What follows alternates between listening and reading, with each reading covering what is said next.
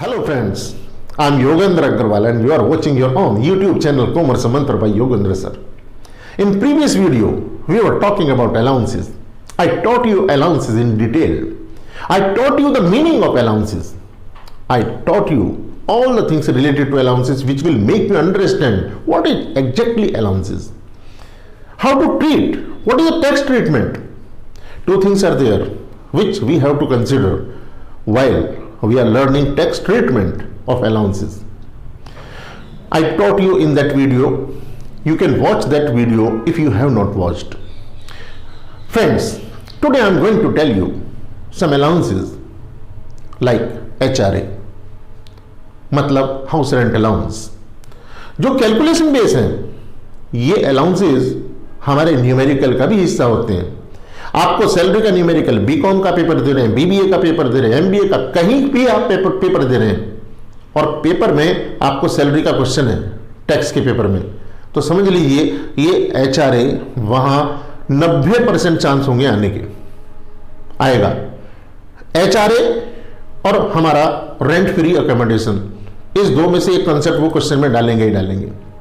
Friends, आज मैं आपको एचआरए इस तरह से समझाने वाला हूं कि आपको इसमें कठिनाई ना हो, इसके टैक्स ट्रीटमेंट में कठिनाई ना हो.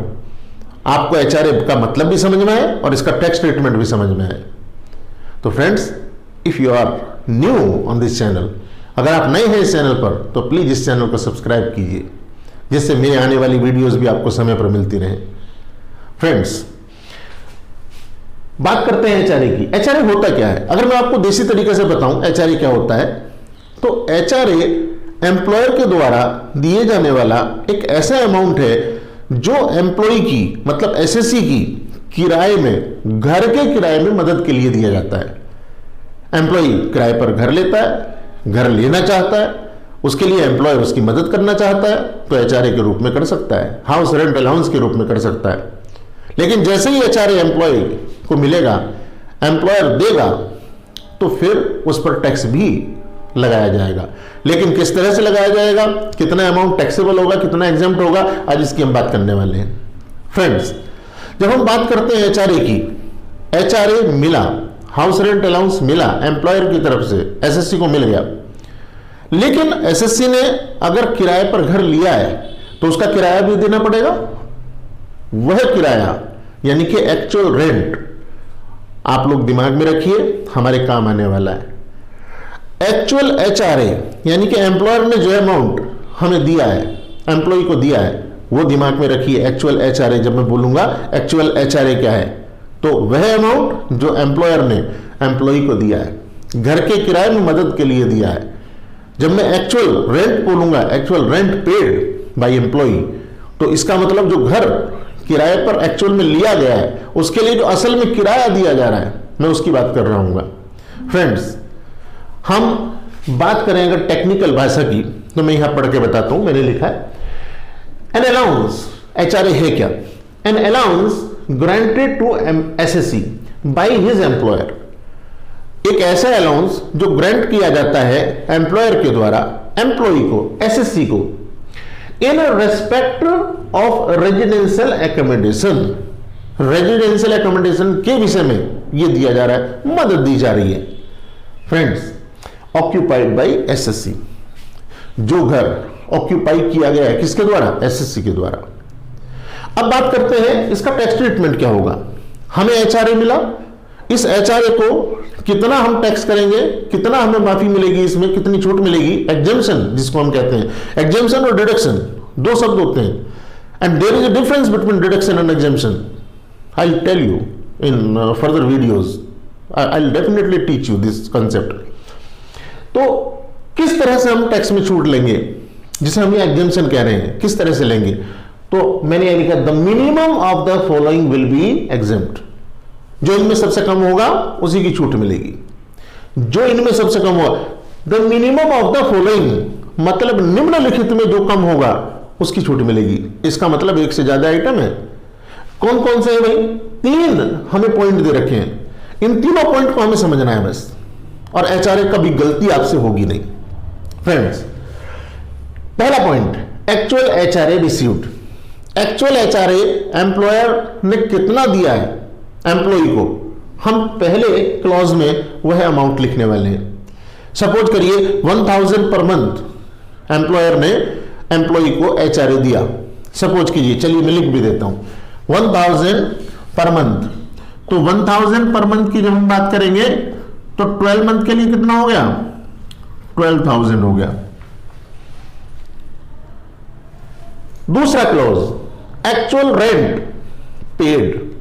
अब जो एम्प्लॉय ने किराए पर घर लिया है, मैं छोटे अमाउंट ले रहा हूं जिससे बिना कैलकुलेटर के यहां सॉल्व कर पाए, 1000 पर मंथ 12 महीने के लिए कितना हुआ, 12,000 रुपए।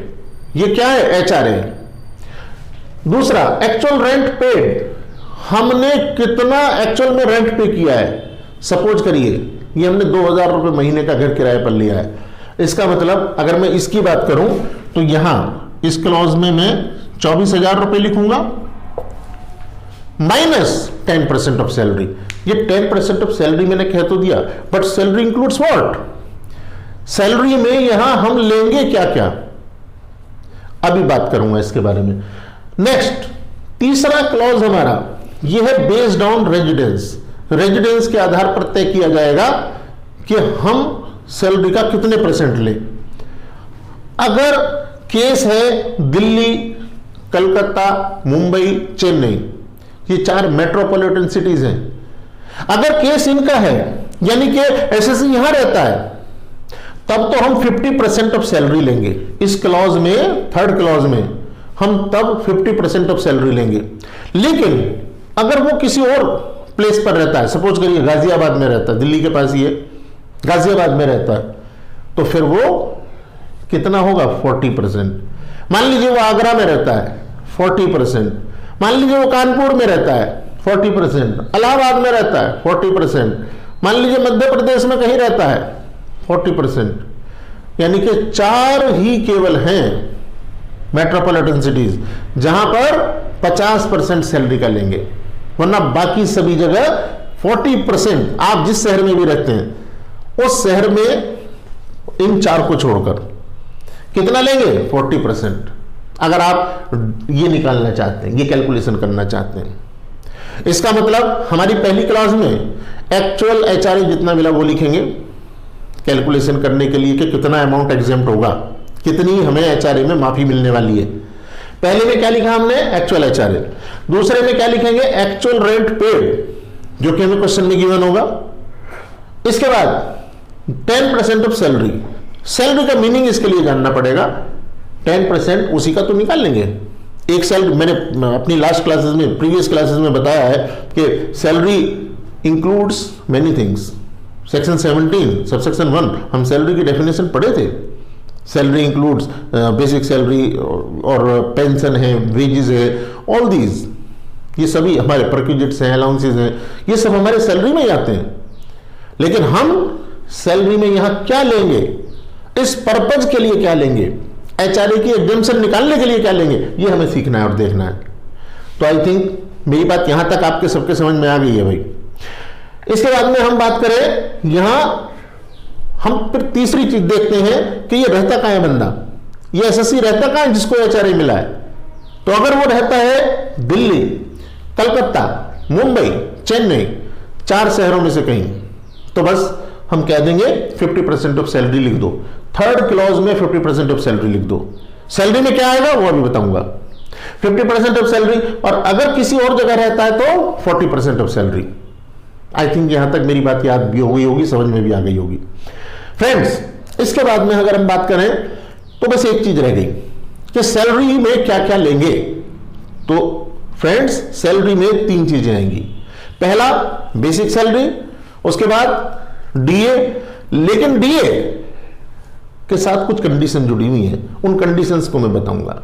मैंने लिखा है सी, कंडीशंस वाला है तो ठीक, यानी कि कंडीशनल मैं कह सकता हूं, कंडीशनल है तो लेंगे वरना नहीं लेंगे। सैलरी में कमीशन भी लेंगे लेकिन कंडीशन के साथ ही लेंगे, अगर कंडीशन के साथ नहीं है तो फिर नहीं लेंगे भाई। अब वो कंडीशंस क्या है आई विल टेल यू, लेकिन फिलहाल अभी इतनी बात मैं आपको बताता हूं। अगर मैं इस क्वेश्चन को थोड़ा सा आगे बढ़ाऊं, मैं ये कहूं कि मुझे क्वेश्चन में दे रखा है कि बेसिक सैलरी हमारी एक बेसिक सैलरी ले लेते हैं।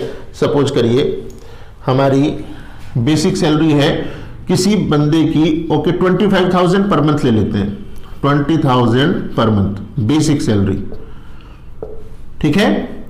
हमारा डीए दिया हुआ है, डीए सपोज करिए ये 5,000 पर मंथ के हिसाब से दे रखा है, ठीक है। सपोज करिए किसी क्वेश्चन में कमीशन है ही नहीं, कमीशन ये है नहीं, क्वेश्चन में दिया हुआ नहीं है मान लीजिए, तो हम इस क्वेश्चन को सॉल्व करें और हमने बताया एचआरए कितना दिया है हमें, एचआरए 1,000 पर मंथ के हिसाब से, तो मैंने वो ऊपर ही कैलकुलेशन लिख दी है, मैं यहां भी चलिए लिख देता हूं। एचआरए हमें मिला है, ये क्वेश्चन में गिवन होगा जी 1,000 पर मंथ, यानी कि 1,000 पर मंथ में ये हो गया एचआरए, एचआरए मिला 1,000 पर मंथ। रेंट कितना पे किया है, ये सारी इंफॉर्मेशन हमें क्वेश्चन में दी होगी। Rent paid 2,000 per month, rent paid मतलब एक्चुअल रेंट पेड, एचआरए मतलब एक्चुअल एचआरए रिसीव्ड। इसके बाद में हम बात करें, अब इसको क्वेश्चन को हमें सॉल्व करने के लिए कह दिया जाए, मान लीजिए, तो देखिए यहां पर आ गया 1,000 मल्टीप्लाई 12 कितना 12,000। यहां बात करें अगर तो ये 24,000 मैंने लिख दिया है, लेकिन इसे निकालने के लिए मुझे पहले सैलरी कैलकुलेट करनी पड़ेगी। और सैलरी कैलकुलेट कैसे करेंगे, उसके लिए तीन चीजें उसमें आएंगी। इन तीनों में से देखते हैं क्वेश्चन में हमें क्या दी हुई है। क्वेश्चन में सीधे सीधे हमें कमीशन को मना किया हुआ है, कमीशन है नहीं। डीए 5,000, और मैं ये मानता हूं अभी समझाने के लिए कि ये कंडीशन पूरी करता है। वो कंडीशंस क्या है आई विल टेल यू, लेकिन वो कंडीशन मान लीजिए पूरी करता है, तो इसका मतलब ये इंक्लूड किया जाएगा। और बेसिक सैलरी यानी कि 25,000 पर मंथ, तो हमारी जो सैलरी आएगी for this purpose, for this calculation कितनी होगी, सैलरी 25,000 रुपए पर मंथ प्लस 5,000 और मल्टीप्लाइड 12, 12 महीने, 3,60,000 रुपए। हमारी सैलरी हो गई 3,60,000 फॉर दिस पर्पज, ठीक है। अभी मान लीजिए मैं आपको एक जो कंट्रोवर्सी होती है वो पढ़ाने वाला हूं। 10% ऑफ सैलरी मुझे लिखना है 3,60,000 रुपए, यहां पर हो गए। अब 3,60,000 रुपए में 10% देखो इसका कितना बैठेगा, 10% ऑफ 3,60,000 कितना हुआ हमारा, इसका रिजल्ट क्या आया, 3,60,000 का 10% कितना है 36,000, 36,000, और ये कितना है 24,000। 24,000 में से 36,000 लेस करिए, कितने हुए, ऑफ कोर्स नेगेटिव फिगर आएगी। तो यहां एक कंट्रोवर्सी है, बच्चों को कंफ्यूजन हो जाता है, उसको दूर करिए। हम कभी भी इस क्लॉज में नेगेटिव फिगर नहीं लिखेंगे, नेगेटिव नहीं लिखेंगे तो जीरो तक तो पहुंच सकते हैं, बस यहां पर नील आ गया, ठीक है। अब ये हो गया हमारा नील। इसके बाद में नेक्स्ट क्लॉज को फुलफिल करते हैं। सपोज करिए ये रहते हैं दिल्ली में, ये व्यक्ति जिसकी हम बात कर रहे हैं वो रेजिडेंस दिल्ली में, इनका दिल्ली में रहते हैं। दिल्ली का केस है, इसका मतलब 50% ऑफ सैलरी लिखेंगे, 1,80,000 बैठेगी। 3,60,000 का 50% कितना हुआ, ऑफ कोर्स 1,80,000 हुआ। तो हम यहां इस थर्ड क्लॉज में कितना लिखेंगे, 1,80,000। अब आप देखिए इन तीनों में जो कम होगा वही हमारा क्या कहलाएगा कि इतना एचआरए एग्जेम्प्ट कर दो। क्या क्लॉज क्या लिखा है मैंने ऊपर, the minimum of the following will be exempt, जो इनमें से कम होगा उसी को हम एग्जेम्प्ट कर देंगे। आई थिंक एक बात समझ में आ गई है। तो देखो इनमें तीनों में कम कौन है, ये 12,000 ने पहली क्लॉज में क्या लिखा है 12,000, दूसरी क्लॉज में क्या आ गया रिजल्ट, नील, जीरो, और थर्ड क्लॉज में क्या आ गया है 1,80,000। इनमें से कम कौन सा है, ऑफ कोर्स जीरो ही कम है, नील। इसका मतलब इन भाई साहब को इस केस में कोई छूट नहीं मिलेगी, no exemption will be there, इन्हें कोई एग्जेम्पशन नहीं मिलेगी। तो अगर मुझे इसका रिजल्ट ऐसे लिखना हो तो मैं यहां लिखूंगा एग्जेम्प्ट, कितना अमाउंट हो गया, नील। क्यों? क्योंकि रिजल्ट है हमारा क्या, कम वाला होना चाहिए। कम वाला तो जीरो है भाई, तो जीरो ही माफी मिलेगी, यानी कि इन्हें जितना एचआरए मिला सारे प्रोटेक्ट्स देना होगा। तो हमें दो चीजें पूछ सकते हैं, एक तो कितना एग्जेम्प्ट हुआ, और एक ये पूछ सकते हैं कि कितने पर टैक्स लगेगा। तो कितना एग्जेम्प्ट हुआ, नील, लेकिन टैक्सेबल कितना अमाउंट हो जाएगा, टैक्सेबल। तो भाई इसके लिए 12,000 मिला है और एग्जेम्प्ट कितना हुआ है, नील। इसका मतलब 12 का 12,000, 12,000 पर ही इसको टैक्स देना पड़ेगा। It means 12,000 will be included in 12,000 will be included in salary of course. I think ये कैलकुलेशन समझ में आ गई है। अगर मैं इसमें बात करूं कि ये जो रेंट दिया है ये 4,000 रुपए महीने होता, अगर मैं इसी को ही चेंज करके समझाऊं, ये 4,000 रुपए महीने रेंट है, तो जानते हैं ये 48,000 हो जाएगा। 48,000 होकर के ये 10% इसका 36,000 है। इसका मतलब इस बार ये पॉजिटिव वैल्यू आएगी। फिर हम इसी तरह से कंपेयर करेंगे। तो एचआरए में आपको ध्यान रखना पड़ेगा भाई कि जो घर लिया है किराए पर, उसका किराया क्या है, ये एक फैक्टर हो गया। जो एचआरए मिला है वो हमारे लिए कितना है, ये रहता कहां है, ये चीजें हमें ध्यान रखनी पड़ेंगी। अगर केवल ये 3-4 चीजें ध्यान रखेंगे तो हमारा क्वेश्चन कभी गलत होगा नहीं। अब इसमें वैसे तो और टेक्निकलिटीज हैं, लेकिन ये जो डीए के साथ कंडीशन है और कमीशन के साथ कंडीशन है, यहां तो मैं ऐसे ही बोल के बता देता हूं। आप लोगों को मैं नेक्स्ट वीडियोस में इसको पूरा रिटन में भी लिख करके समझा दूंगा और इसकी जो और टेक्निकलिटी होंगी वो समझा दूंगा। बात करते हैं कि ये डीए कंडीशन कब, कंडीशनल कब कहलाता है, या इसमें कंडीशंस कब आ जाती हैं। तो देखो स्टूडेंट्स, या तो हमें डीए डियरनेस पे के नाम से दिया हो तो तब भी हम कहते हैं कि ये कंडीशन पूरी कर रहा है। अगर डियरनेस पे के नाम से नहीं दिया लेकिन हमें क्वेश्चन में दे दें कि ये अंडर टर्म्स ऑफ एम्प्लॉयमेंट दिया गया है, तो भी हम कह देते हैं कि ये डीए कंडीशंस को पूरी करता है। अंडर टर्म्स ऑफ एम्प्लॉयमेंट हो या डियरनेस पे के नाम से दिया जाए। और एक और बात होती है, मैं बोल देता हूं कि रिटायरमेंट बेनिफिट के लिए अगर यूज होता है हमारा DA, if DA is used for retirement benefit, then आपको ये मान लिया जाएगा कि कंडीशन पूरी हो गई है। इसके बाद में बात करें कमीशन की, तो कमीशन कंडीशन कब पूरी करता है।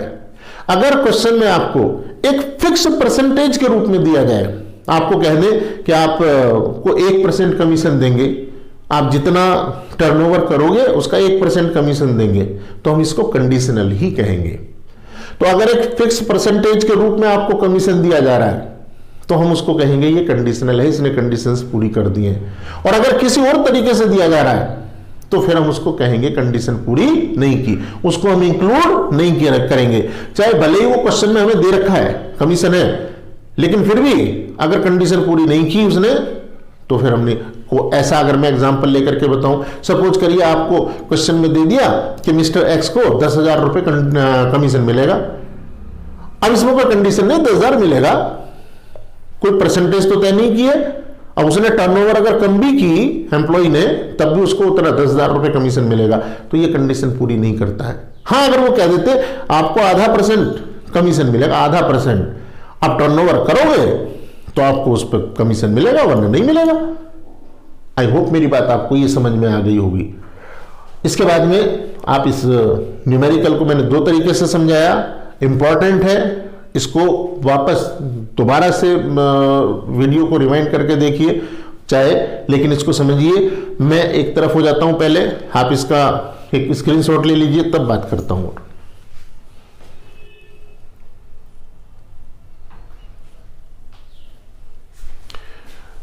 स्टूडेंट्स, आई होप आपने इसका स्क्रीनशॉट ले लिया होगा। आपको इसमें और मुझसे कुछ पूछना है तो आप मुझे कमेंट बॉक्स में जरूर बताइए। आपको ये वीडियो कैसा लगा आप मुझे कमेंट बॉक्स में बताइए। स्टूडेंट्स, इस वीडियो को लाइक कीजिए, शेयर कीजिए। आपका लाइक और आपका शेयर ही हमारा उत्साह है। और अगर आप इस चैनल पर नए हैं तो प्लीज इस चैनल को सब्सक्राइब कीजिए, क्योंकि आपको टेक्स्ट पढ़ने पढ़ाने का एक अलग ही तरीका यहाँ मिलने वाला है। आपने पिछली वीडियोस में ये चीज महसूस भी कर ली होगी। Thank you for watching.